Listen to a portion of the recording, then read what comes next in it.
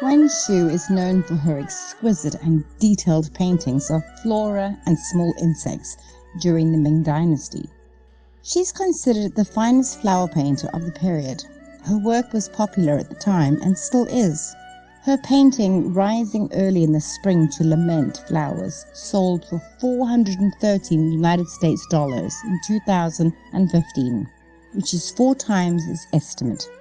But Wen also lived during a time when the excruciating practice of foot binding became more severe, by breaking the toes and tightly binding the feet of little girls and women.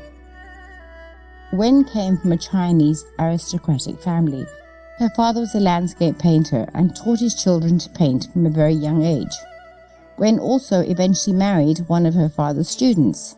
Their marriage is said to be congenial, and that they lived and respected each other's separate interests in painting and etymology.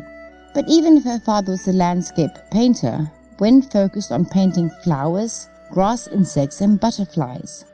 Flowers and birds was the most popular subject matter of women painters at the time. Probably because landscape painting was regarded as the most prestigious artistic subject and preferred theme of male artists. To understand Wen better, we need to know and understand the time that she was living in. The status and the rights of women during the Ming dynasty was determined by their position within the family system.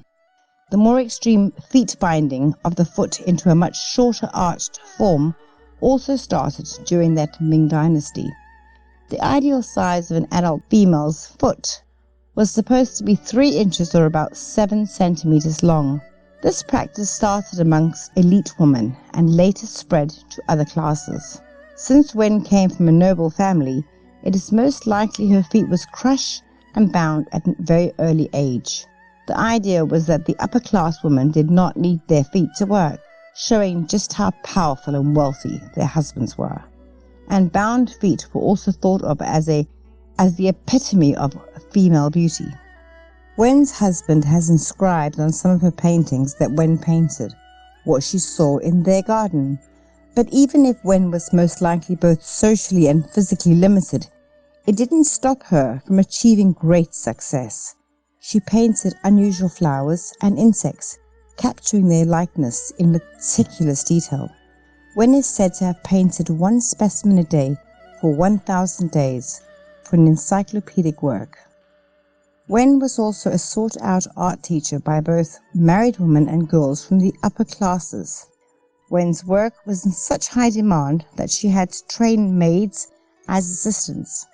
Sadly, Wen passed away when she was only 39 years old, but her legacy lives on as one of the most popular and most superior women artists of the Ming era. What are your thoughts about Wen, her life and her art? Let us know in the comments below. And don't forget to hit the notification bell and subscribe to our channel.